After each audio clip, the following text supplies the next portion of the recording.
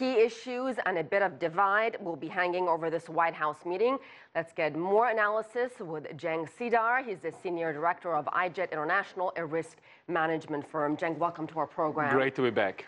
So let me ask you about this White House meeting going on between the two presidents. Considering the big row over the United States military arming Kurdish rebels in Syria, do you see the Trump administration really reversing its decision? How are they going to bridge their differences over this very sensitive topic? I think it's a great question because I don't see that it's likely that this decision will be reversed because the decision has been in making for months, and that was a tactical decision to fight ISIS and take Raqqa back. So before this meeting happening, actually, I think the expectation also on the Turkish side is very low on changing it. But there are other issues pending. I think that issue will be also used as a concession to take other issues, concessions from the White House, including the Gulen case and the Reza Zarrab case. So I think we will see some developments on those fronts, and we also will see some other concessions from White House, including sharing intelligence on the fight against PKK, some commitments on the future of Raqqa, and also like maybe letting Turkish government to increase its fight against PKK in northern Syria. Well, let me ask you about Fethullah Gulen. Turkey wants this man extradited. Do you see that happening? I mean, what kind of concessions would each side to give to one another? I mean, is that a realistic scenario playing out, the United States extraditing this man? I mean, let's make no mistake. Basically, Gulen movement has infiltrated different state institutions for years, and there is some significant evidence that they took a major role in the coup attempt on July 15. However, the evidence that's shared by the Turkish government with Washington at this point seems not to be convincing enough to start a legal request. So I think all depends on the evidence that will be shared with Washington and legal institutions here in the U.S.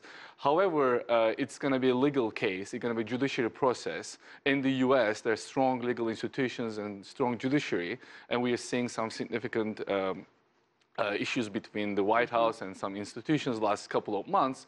So we will see what really going to play out. But it's very naive to believe that Trump has a major role or major decision-making authority on that issue, whereas the institutions will probably play a major role. Let me ask you about Turkey. You're obviously from Turkey, and it seems this country is very much polarized right now. We had the recent elections in Turkey, and of course the failed coup, arrests, detentions.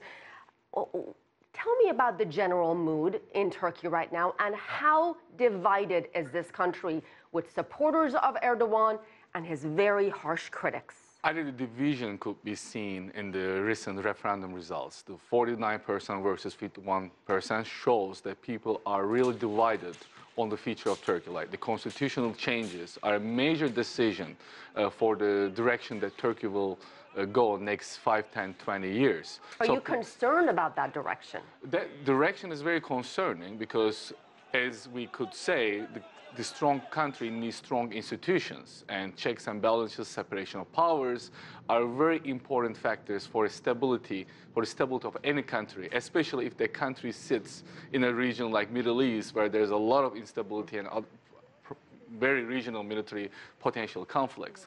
So the concerning point is like Turkey moving away from democracy, freedoms, and principles of law. However, they're all intertwined at this point. The decision-making here in Washington, this meeting, and the results of the meeting, they're all intertwined. And unfortunately, I don't have that much hope that we're going to hear a lot from the democracy, rule of law, or freedom of speech after this meeting today. All right, we'll leave it there. Cenk Sidar, thank you so much, sir. Thank you.